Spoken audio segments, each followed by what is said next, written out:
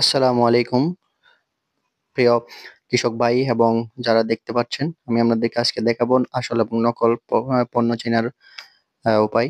দেখুন, অলরেডি এখানে সিল অনেক পার্থক্য। এরপরে দেখাচ্ছি আমি আপনাদেরকে স্ক্যানার, যেটা বোতলের গায়ে লেখা আছে অরিজিনাল, আর নকলেরটা কিন্তু আকাশ পাতাল ডিফারেন্স। এরপরে হচ্ছে সিনজেন্টার যে লোগো, লোগোটা দেখেন, এর পাশেরটা কোনো কিছু কি নাই, চিহ্ন নাই, কিন্তু এর 2 নম্বরটা কি আছে, চিহ্ন আছে।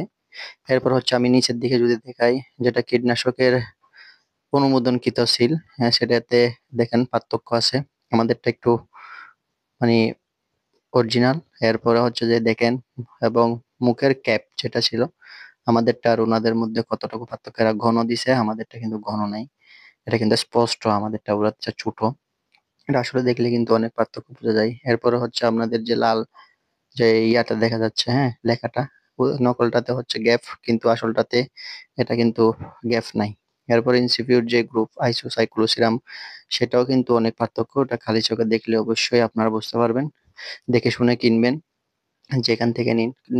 নিকটস্থ কৃষিতে সিনজেন্টা রিটেলার থেকে বা ডিলার থেকে, ডিলার পয়েন্ট দেখে নিবেন আশা করি। দেখুন আসলে কৃষক ঠকানোর জন্য তারা কত ধরনের পায়তারা করতেছে।